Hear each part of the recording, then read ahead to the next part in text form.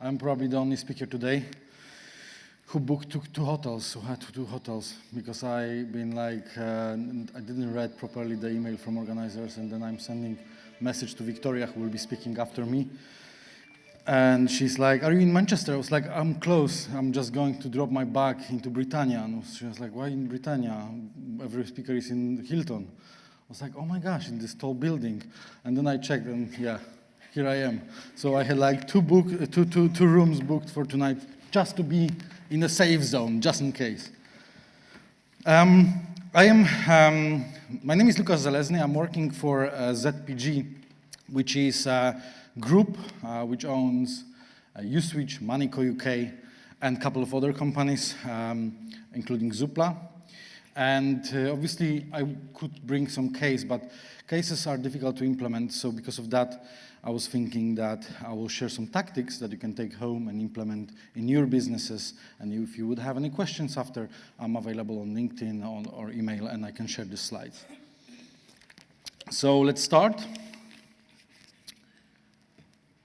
First tactic, finding low-hanging fruits with Search Console.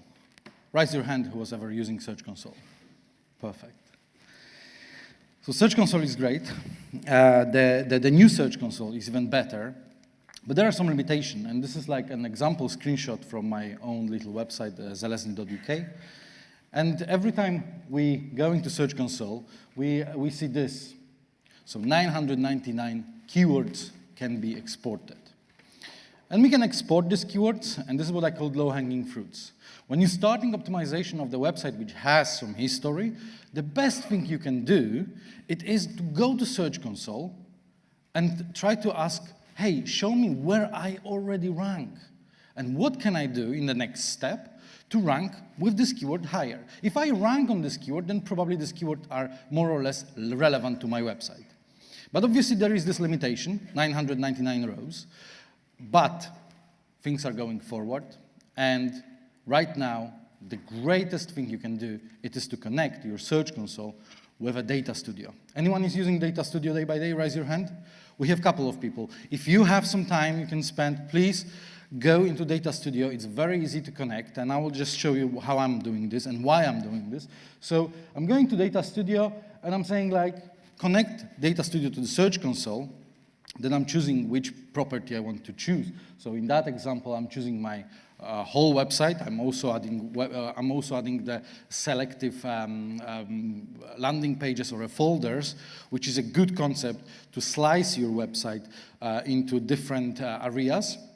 And we're doing this in uSwitch. We have uSwitch.com as a whole website, but also uSwitch.com/credit card, uSwitch.com/broadband/mobiles/car insurance, home insurance, life insurance, and so on and so on and so on. Thanks to that, we can be much more specific. If something is going not right with an indexation, we can identify this much quicker.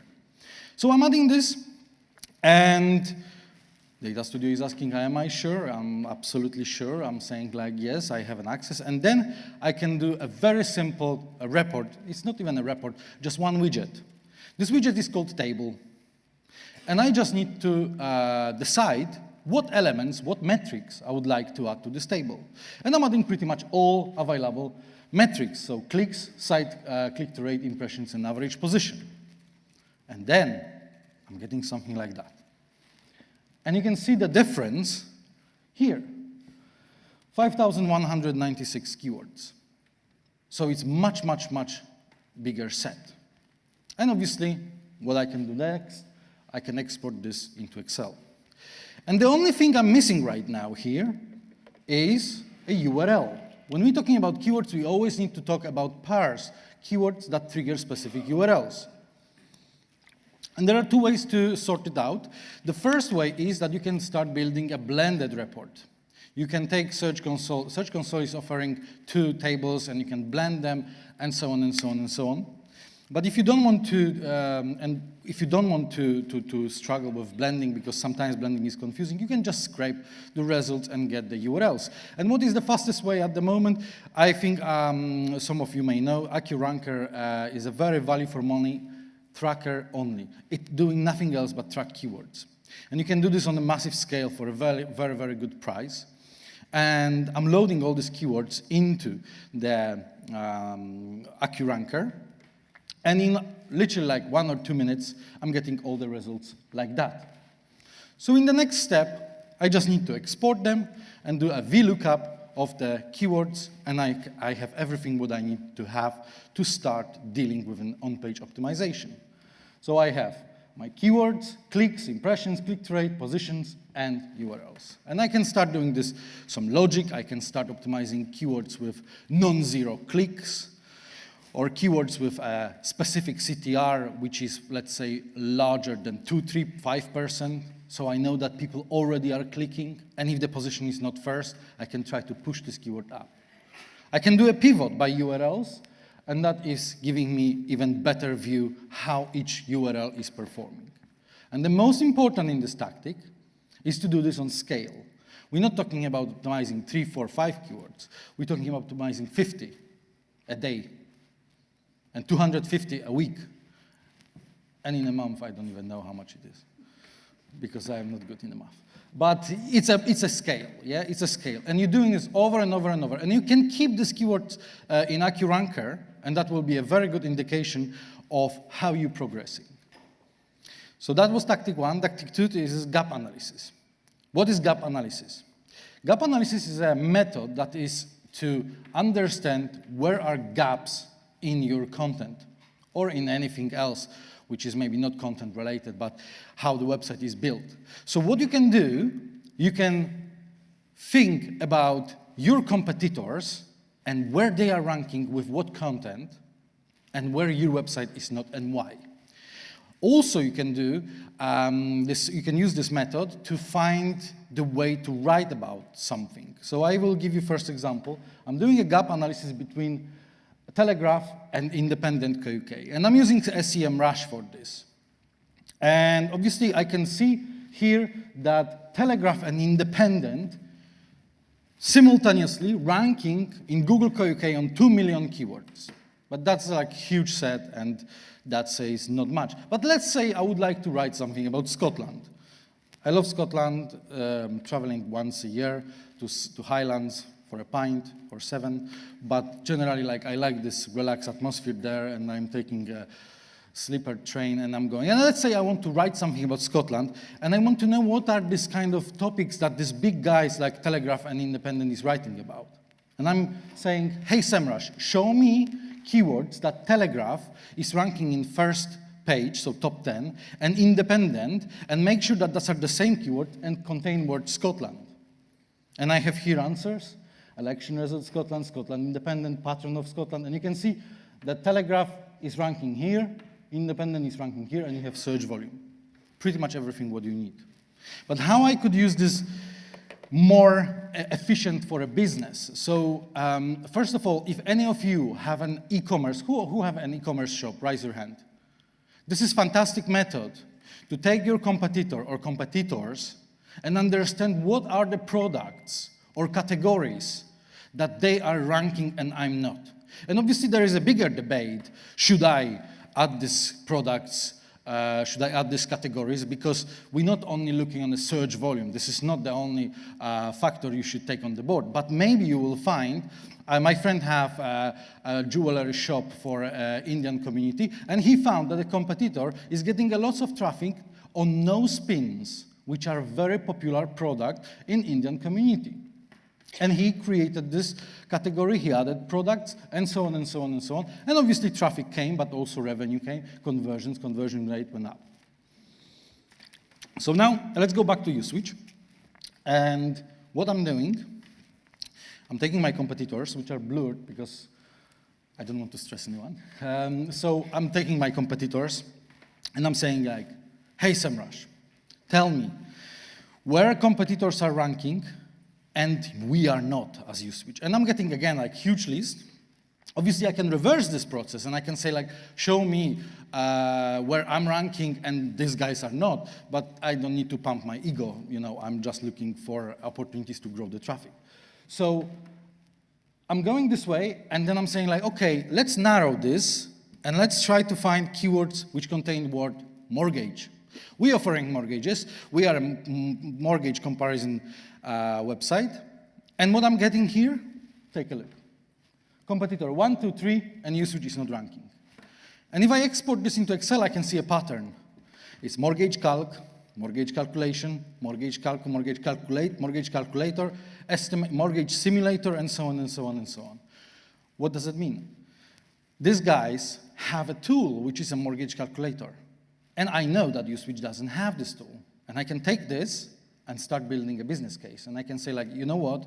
If we want to raise traffic and we want to do this efficient, smart way, we need to design a mortgage calculator because our competitors have it. And obviously, we need to do this better. But this is proper scientific approach to what topics you should cover. And then obviously I need to design a page, and I create this kind of little case for our content editor. And trust me, writing for uSwitch is very, very challenging because you need to know the tone of voice, you need to write the specific way, you should not use some words, and so on and so on. And I'm writing this, preparing this table, I'm sending this to our copywriter. I say, like, you know, length, 800 words, ideally longer than that. Unfortunately, this is a very difficult if I'm working with journalists. Sometimes they're challenging me. I was like, who set up this rule, like 300 words, 500 words? That doesn't make any sense. I was like, and I'm quoting always Kaspar from Search Brothers. Very often you are not in a negotiation with Google. Google is setting rules, and very often longer content is ranking better. Obviously, you shouldn't write for sake of writing and inflating and writing over and over about the same. It must have sense, but yes, longer content tend to rank better. And they're writing, they're preparing this content, and they send this to me. Another tactic, it's about link building. So I'm using this maybe a little unpopular way to link building. So I'm using a brand tracking, but first I would like to share this story. Like, my name, I've been introduced here, is Lukasz Zelezny. Pretty much no one can spell it properly, no one can write this properly, except of my father and my mom. But, and I was always like thinking, like, this is so bad, you know, Lukasz Zelezny. They wanted to give me a name Grzegorz, which would be even worse, Grzegorz Zelezny. So I probably wouldn't be able to cross the border to England. But anyway, you know, I was thinking that I will change my name. I wanted to change this for some kind of sophisticated name and common surname. And I was thinking, like, should I change this for Archibald Smith? And then I noticed, like, Archibald Smith actually was alive in 19th century. He's dead now, but he is still ranking first with his Wikipedia page. So it will be difficult to rank on Archibald Smith. So I stayed with my name and surname, and then I noticed that if you have that unique name and surname, because I was born in Poland, my name is Polish, but surname is Czech, and generally there are these Polish characters and so on and so on. It's very good for brand tracking. So I'm using a couple of tools, like TagWalker, Brand24, Fresh Web Explorer, and Google Alerts never works, but I just mentioned them. I am able to track where my name and surname is noticed across the online ecosystem.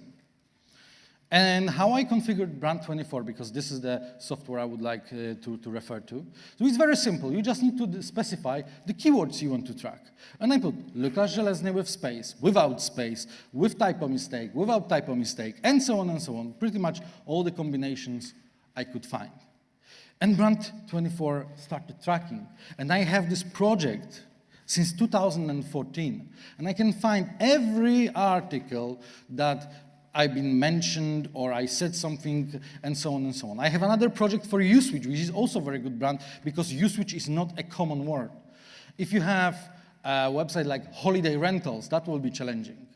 Or if your name is John Smith, that will be challenging, because you never know who John Smith they're mentioning. But if your brand is something unique, unique words, or something that doesn't mean anything, that's very easy to track. And I've been able to track, and there was like lots of mention on Twitter, some on blogs, some YouTube videos, and so on and so on and so on. And what I could do, and what I'm doing proactively, every time there is a mention on blogs and so on, I'm taking this link to the blog, and I'm posting this on my Twitter, and I'm mentioning the blog owner, and then sometimes I'm going to this blog owner and I'm saying, like, oh, you know what, thank you very much for mentioning me, this is very kind, and I already posted this on my Twitter. And then he's like saying, thank you, and this is where the hook is. And I'm saying like, oh, and by the way, do you think that maybe you could link to my website? And 9 of 10 are absolutely fine. I was like, yeah, no problem, absolutely. Because I've been nice, because it's a bit of psychological game. But very often I can approach these people and say like, oh, thank you very much. And by the way, is there a chance for a link? And I'm never specifying even like do follow, no follow. And lots of them is linking. And one day I was like shocked like this lady, because I found this.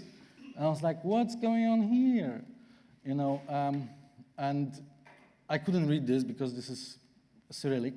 And first I was like, that's probably like a spam bot or something. But then no, I just checked and I was like, oh my gosh, this is a legit article. And someone took my article from LinkedIn, translate to Russian, and then put my name and surname in a Latin alphabet and uSwitch as well. So Brand24 catch this, and I could also see that they linked to my LinkedIn, and I could say like, you know what, I think LinkedIn have enough links. Maybe you can change this link for my website. And I'm like, yeah, no problem. So yes, I speak Russian a little. I have my neighbors who are Russians, and sometimes we have barbecue, so we can communicate quite well. Depends how much beer we had. But I cannot read this, and you can see here why. But you can also, if you have a Russian website, or if you're dealing with Russian or Bulgarian market and there is different alphabet, you also can configure your Brand24. Now, raise your hand who is using WordPress on some stage right now.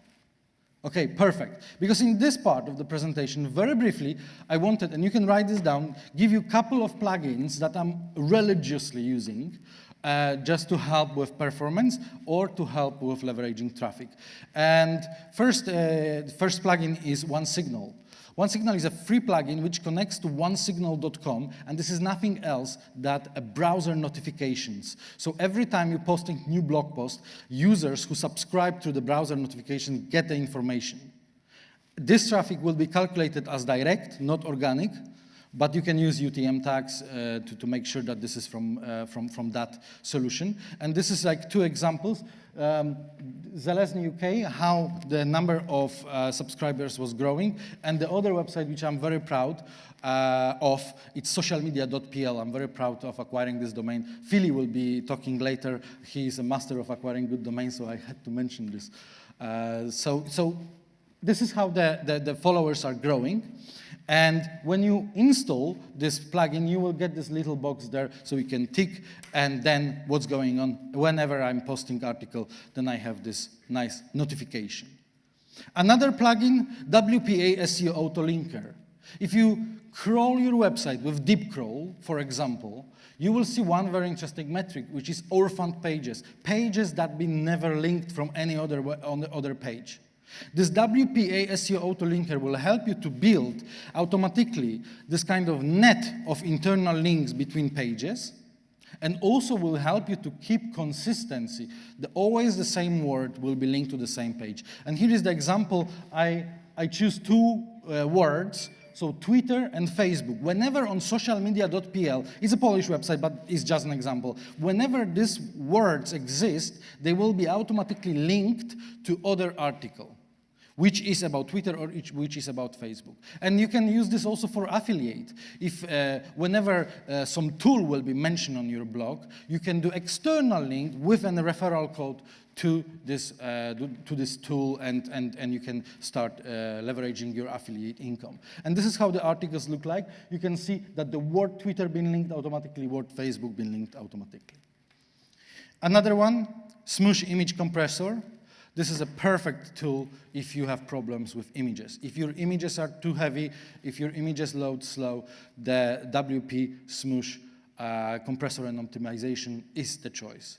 You can go with pro version, but the free version is offering a lot. And when I was preparing this, I had like 270 pages that had to be smooshed or compressed. Another plugin, Gonzalez. Like Speedy Gonzalez, you can imagine that this is purely about page speed optimization. It's a paid plugin, cost $20, but I had a very good results with it. And be careful, every time you're installing some solution, check your page speed first before you will go to another. Because sometimes you may end up installing 3-4 plugins which are doing the same, and at the end of the day, you will get a slower result. So Auto-Optimize is another one. auto-optimize. And this is what I'm saying. Don't try to go with Gonzalez and auto-optimize at the same time. Rather, risk this $20, install Gonzalez, check results, turn off, install auto-optimizer, check results, and then whatever is better, then keep it. You can configure this very easily. You can say, like, optimize my HTML, JavaScript, CSS, and voila. 404 to 301, another one, controversial for some people, I know. So I don't have a problem with 404s because they are all 301. So if any page doesn't exist, user will be automatically redirected on the home page. And why I'm doing this? Some people are saying this is crap UX. Maybe, but if you have an old shop or old website, and you know that there have been articles long time ago that doesn't exist anymore, or you acquired the domain, and you know that from external website there were links pointing to this article that doesn't exist, you're technically losing what people tend to say a link juice. And instead of picking one by one, oh, this page should be redirected here, that page should be redirected there, install 404 to 301, job done. And the last one, append link on copy. This is when user is going on your website, highlighting a piece of the text, press right mouse, copy. The moment when the copy is performed, your website will attach a link where this copy is from. And if this user will paste this somewhere else and will not edit this, you have a chance to have another link. Lots of big publishers are doing this on their website. When you copy a piece of text, then the link is attached. The last one, cloud. And again, like I mentioned WordPress, and I will mention one very, very good hosting I'm using. Obviously, just to be totally impartial, I know that there is the WP engine, which is good, but I personally use SiteGround. And I use this for specific reasons. They are very, very good in optimizing for page speed. Back in the day, there was something which was called HHVM cacher. So they had like 4 levels of cache, and I was using all of 4 levels.